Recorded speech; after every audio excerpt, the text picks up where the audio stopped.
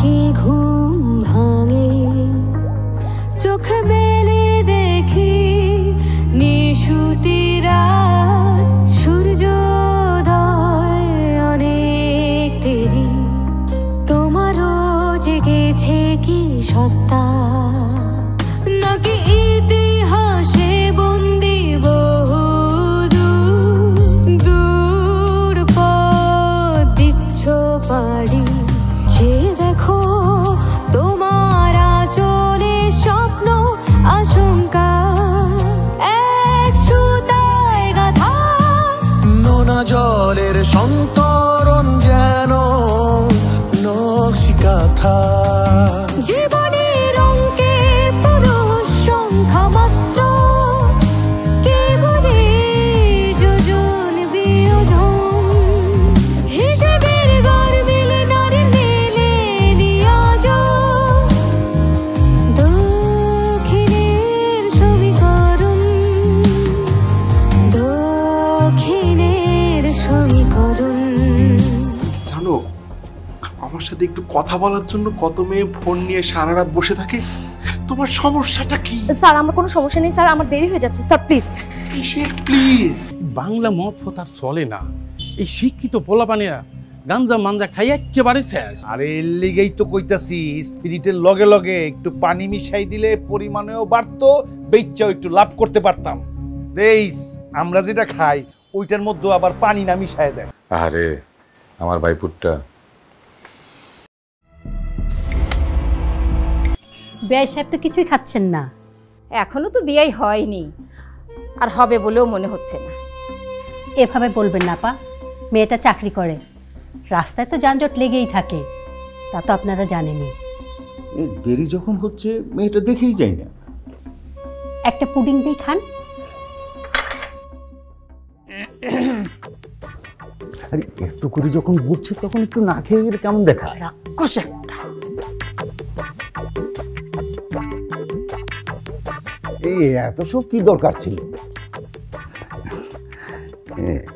আপনাদের মেয়ের তো মনে হয় বিয়ে শাদী করার ইচ্ছাই নেই। আপনারা ভুল বুঝছেন।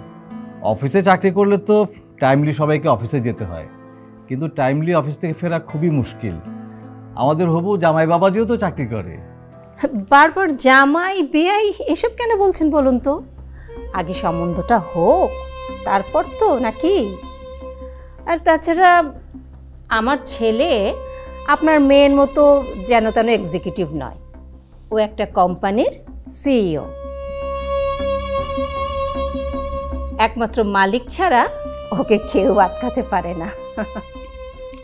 শোনেন ভাবি, চাকরি কোনোটাই বড় ছোট না, টাকা একটু কম বেশি হতে পারে, তবে মেয়েটা খুব লক্ষ্মী। পরিবারটা তো দেখছেন, ভালো কিছু পাইতে হলে একটু অপেক্ষা তো করতে হবে নাকি? বাবা আর কতক্ষণ? আই নিড রেস্ট, কালকে 3-4টা মিটিং আছে। আর একটু বাবা প্লিজ, আপনি খান না। রাতে না হয় আমাদের বাসায় দুটো ডাল ভাত খেয়ে যাবেন। মাথা খারাপ নাকি আপনাদের?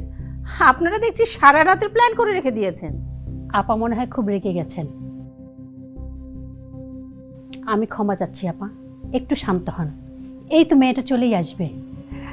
আসলে রাত হবে ভেবেই উনি এই কথা বলছিল। আর বুঝিয়ে বলতে হবে না আপা, মেয়ে তো আরও 2-4টা দেখেছি, অভিজ্ঞতা একটু হলেও হয়েছে।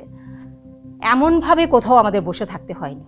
আজব ব্যাপার, মনে হচ্ছে ঠেকাটা আমাদেরই আপনাদের মেয়েকে দেখার জন্য।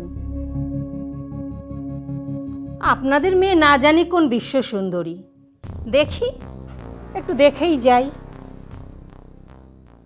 আসছিস মা? যা ফ্রেশ হয়ে আয়, একটু সেজে গুজে আসিস।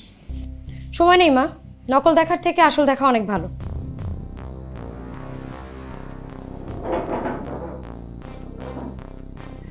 এই যে আমার বড় মেয়ে শেফা।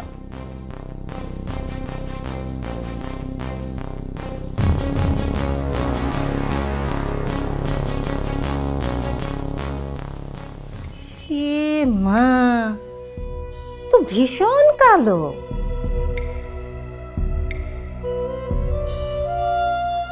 কিন্তু ছবিতে যে দেখলাম একটা মেকআপ করা ছিল। তুমি কোথায় চাকরি করো? একটা সাপ্লাই কোম্পানিতে। কোম্পানির নাম ডুয়ার্লি, গুলশান 2-এ, বেতন 35-এর মতো। সোবান কলেজ এবং বিশ্ববিদ্যালয়ে আমি মাস্টার্স করছি, সাবজেক্ট পলিটিক্যাল সায়েন্স। পড়াশোনা ছাড়া তেমন কোনো গুণ নেই আমার। একটু রান্নাবান্না করতে পারি, সেটা মার সাথে থাকতে থাকতেই হয়েছে। ইতিমধ্যে নিশ্চয়ই মার রান্না খেয়ে আপনারা বুঝতে পেরেছেন আমার হাতের রান্নাটা কেমন হবে। এই তো, আর কিছু? বাবা, মেয়ের তো দেখছি মুখে লাগাম নেই। আপনি তো দেখি তাই। আজহার ভাই, আপনার মেয়ে যথেষ্ট আধুনিক, সুতরাং কথাবার্তা সামনাসামনি হোক। অবশ্যই অবশ্যই, আমার মেয়ের কথা রাগ করবেন না, ও একটু সোজাসুজি কথা বলে। একটু না, বেশ ভালোই বলে।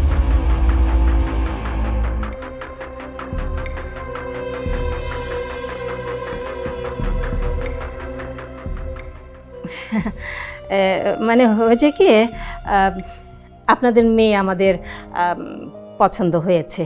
আলহামদুলিল্লাহ আলহামদুলিল্লাহ আলহামদুলিল্লাহ।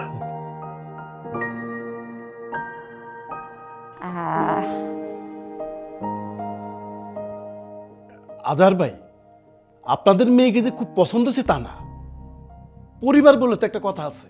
তবে একটা শর্তে আমরা এই বিয়েতে সম্মতি দিতে রাজি। শর্ত? জি, নির্দ্বিধায় বলেন। আজহার ভাই, আপনার মেয়েকে 1200 স্কোয়ার ফিটের একটা ফ্ল্যাট আর 10 ভরি স্বর্ণ দিলেই আমরা আগামী সপ্তাহের মধ্যে কাবিননামা করে ফেলাম।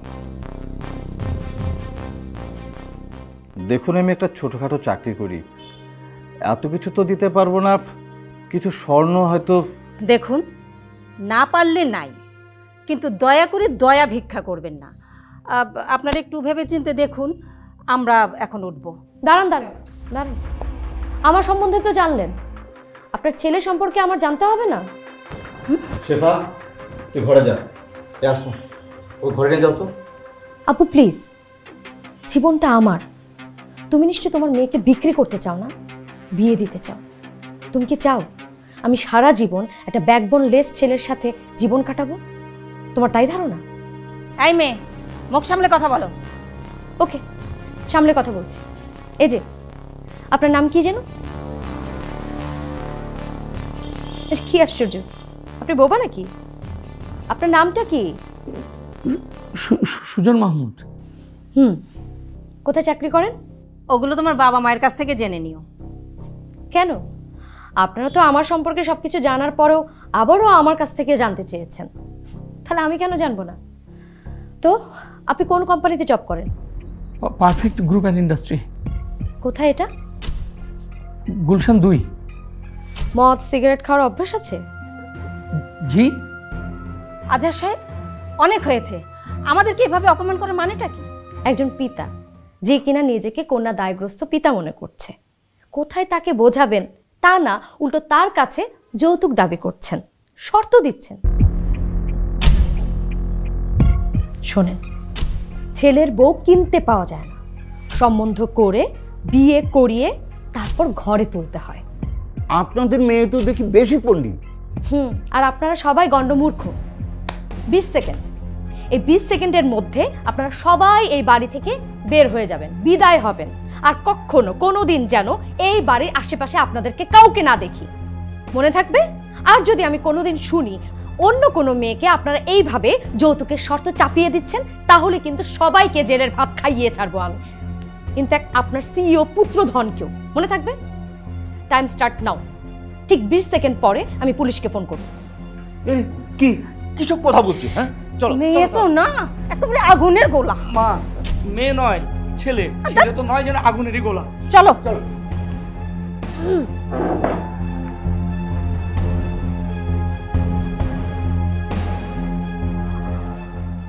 দিলেন তো ভাই আমার কাস্টমারটা নষ্ট কইরা। আপনাদের মেয়ে এই জীবনের বিয়ে হবে না, কয়ে গেলাম।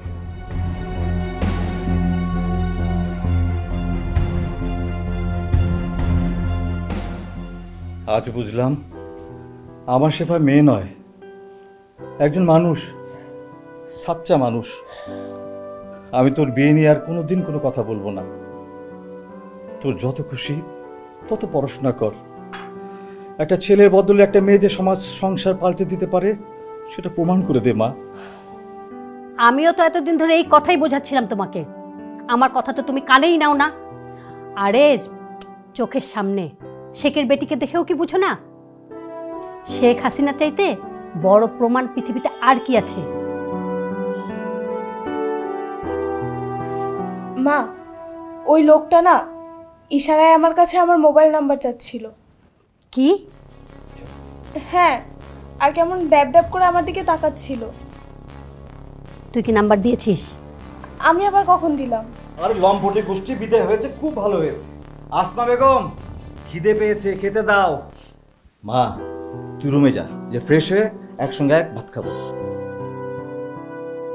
আসো।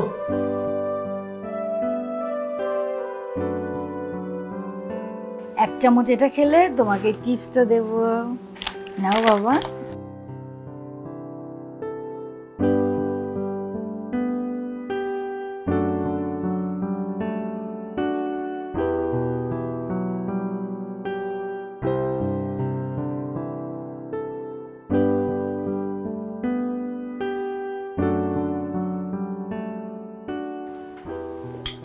লক্ষ্মী ছেলে।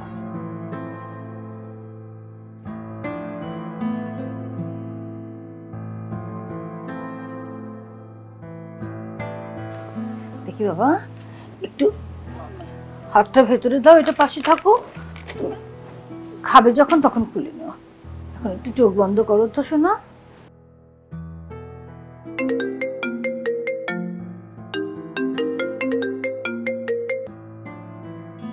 হ্যাঁ আপা, কেমন আছো? কিরে তোর ফোন বন্ধ ছিল কেন? আমি সারাদিন ট্রাই করছি। আহারে বাবা, ফোনে চার্জ ছিল না। জোহরের কি হয়েছে?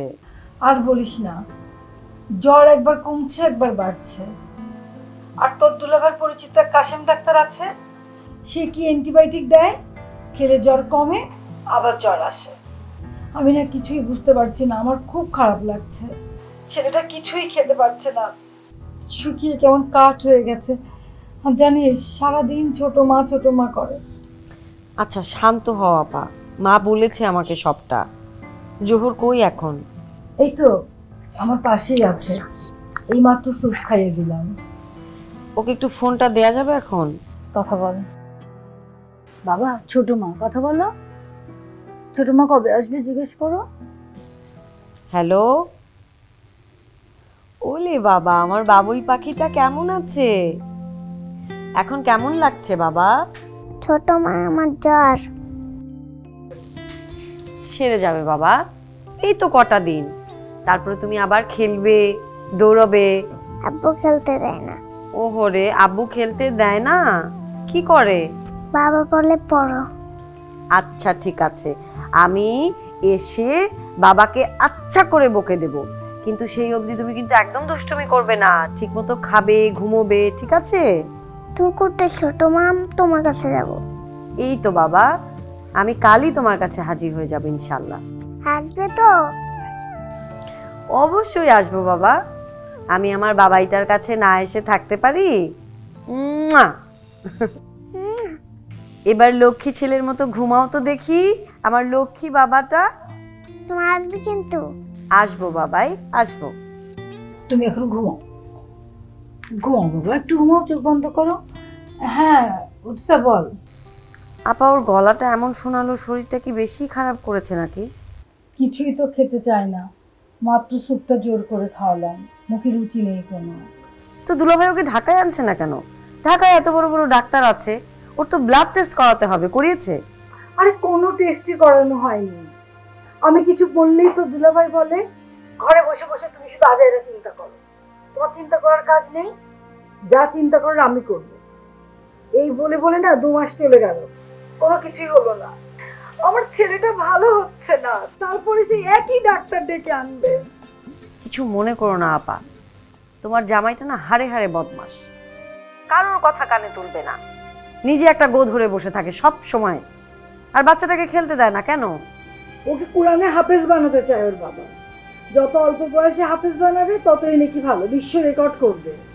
তারপরে তার ছোট ভাই আসছে দুবাই থেকে, কোথায় কোথায় গায়ে হাত দেবে, দুষ্টামি করবে, আমার না আর ভালো লাগছে না। কি মানে কি বলবো, আমি যদি বকা দিই তাহলে একটা শয়তানের মতন হাসি দেয়। বেয়াদবটাকে একটা ঠাটিয়ে চড় মারতে পারো না? শোন না, তুই একটু আয়। তোর দুলাভাই তোর কথার উপর রাগ করলেও না তোর কথায় দাম দেয়। তুই একটু বুঝিয়ে বললে ঠিক শুনবে। আমি দেখছি, আমি কাল বা পরশু আসার চেষ্টা করছি। তুই এত চিন্তা করিস না আপা, সব ঠিক হয়ে যাবে। আমার কিছু ভালো লাগছে না রিতা। আপা কাঁদিস না, বলছি তো আসবো। আমি চেষ্টা করছি, দেখি পারলে আমি একদম কালকেই রওনা দিচ্ছি। আয়, যত দ্রুত পারিস আয়। আচ্ছা, তোর দুলাভাই আসছে কোথায়? রাখি। হ্যাঁ ঠিক আছে, রাখো, নিজের খেয়াল রেখো। আচ্ছা ঠিক আছে।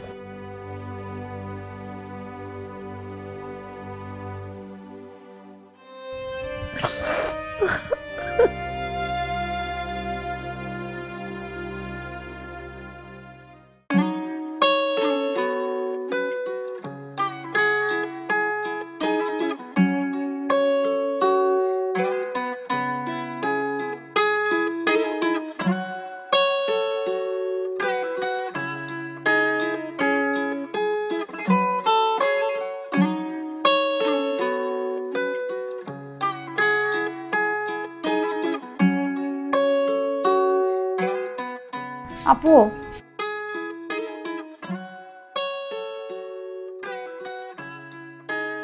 কি? বাবা তোমাকে খেতে ডাকছে। আমার খেতে নেই, পরে বাইরে থেকে খেয়ে নেবো, তোরা খেয়ে নে।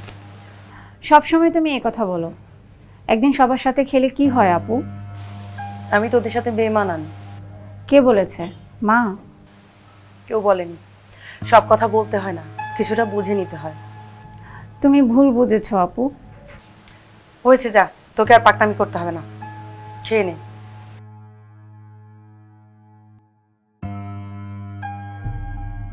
কিছু বলবি?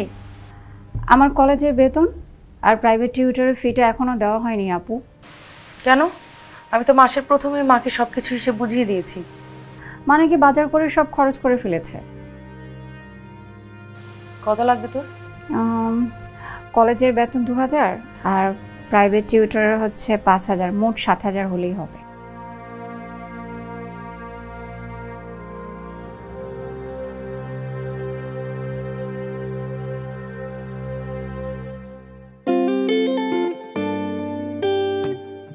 এখানে 8000 টাকা আছে, 7000 টাকা তোর কাজে দিয়ে দিবি, আর 1000 টাকা দিয়ে তুই কিছু কিনে নিস।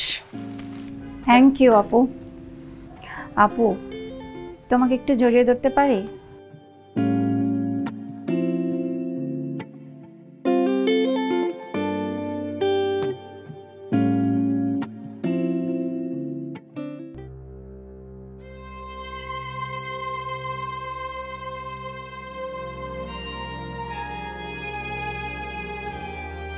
ও হয়েছে, যা, অনেক রাত হয়ে গেছে, খেয়ে নে।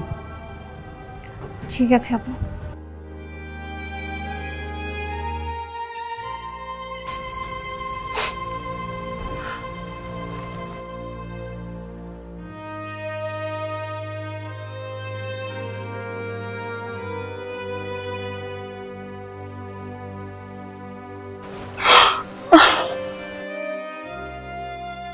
আয় বস।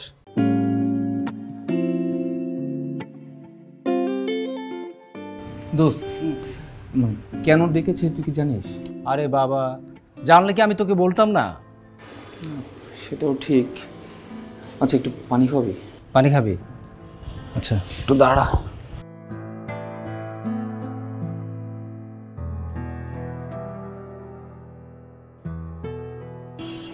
কেমন যে ডাকলো। এই না,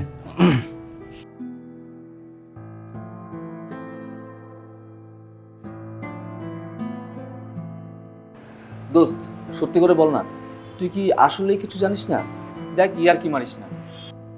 কি আশ্চর্য, সামান্য তোকে ডেকেছে, তুই এত পাজল হচ্ছিস কেন? আরে আজকে ওনার সাথে আমার দেখা হয়েছিল। আমি যে এলাকায় টিউশন করি উনিও ওখানে পড়াতে যান। কার সাথে? আরে তো ছোট আপার সাথে। হ্যাঁ, তারপর? তারপর আবার কি, মানে অনেক বিষয় নিয়ে কথাবার্তা হয়েছে। উনিও কি কি যেন বললেন। আর তুই তো জানিস আমার অভ্যাস, আমি কথার পিঠে কথা বলে ফেলি। পরে মনে হলো যে উনি রেগে গেছেন। উল্টাপাল্টা কিছু বলিসনি তো? না দোস্ত, আমি উল্টাপাল্টা কিচ্ছু বলিনি, বিশ্বাস কর, খোদার কসম বলছি আমি উল্টাপাল্টা কিচ্ছু বলিনি। কি হলো, দাঁড়িয়ে পড়লে কেন? বসো রাঙা, শর্ত একটু বসো বসো। রুদ্র, আমি তোমাকে একটা প্রয়োজনে ডেকেছি। কাল আমি আর রাঙা একটু বড় আপার বাড়িতে যাব। কেন? বড় আপার বাড়িতে কি? পরে বলছি। তো বড় আপার বাড়িতে আমি আর ও 2-1 দিন থাকবো। 2-1 দিন? কিন্তু কেন? কথাটা শেষ করি রাঙা। তো রুদ্র, ওই সময়টায় যদি তুমি আমার টিউশনিটা একটু করে দিতে। আমি? হ্যাঁ, মানে এত আশ্চর্য হওয়ার কি আছে, বাচ্চা মানুষ বেশি মনে রাখতে পারে না। মানে তুমি সামনে বসিয়ে একটু পড়িয়ে লিখিয়ে নিলে ও আবার পড়তে পড়তে লিখলে বেশি মনে রাখতে পারে। আমি মনে হয় পারবো না। কেন? একে তো বাচ্চা সামলানো কঠিন, 2 আমার অনেকগুলো নিজের টিউশনি আছে, সেগুলো শেষ করে আমার আবার নিজের অনেক কাজ করতে হয়। একটু সময় বের করে নাও না প্লিজ। আমার ছাত্রটার পরীক্ষা, না হলে বলতাম না তোমাকে। সেটা ঠিক আছে, কিন্তু বাচ্চা সামলানো আসলে। আসলে কি? বিয়ে শাদী করবে না? তোমার বাচ্চা কাচ্চা হবে না, তখন সামলাতে হবে না তোমার? এখন থেকে একটু প্র্যাকটিস শুরু করো। আরে বাবা, 2টা দিনই তো, কর না, কি হয়েছে? তোকে আবার রিকোয়েস্ট মারানো লাগছে? আপু, ও করবে। ও করবে না মানে ওর বাবা করবে। এত রাতে তোর কিসের কাজ আমাকে একটু বলবি? বাবা, আমাদের কোম্পানিটা একটা সাপ্লাই চেইন কোম্পানি। এখানে আমাদেরকে সবসময় কনফারেন্সে থাকতে হয় বিদেশিদের সাথে, সময় কোনো নির্দিষ্টতা নেই। আয় বউ, এই খাইতে দে। আব্বা, মায়ের শরীরটা ভালো না, তোমার লাগে এলে শুট কিনে আনতে থুইছে লাউ শাক দিয়া। শরীর ভালো না কে? কোথায় চড়ে আইছস? আপনার ব্যক্তিত্বের কারণেই সবাই আপনার ভক্ত হয়ে যায়। তাই নাকি? কই, তুমি তো হলে না। তুমি না একটা। থামলে কেন? বলো, আমি একটা ছোট লোক, আমি একটা স্বার্থপর, এই তো। যদিও পদে পদে ভয়, এগিয়ে যাওয়া অপরাধ তো নয়, সব বাধা নিংড়ে পিছু টান ছিঁড়ে জাগাতে পারেনি কেন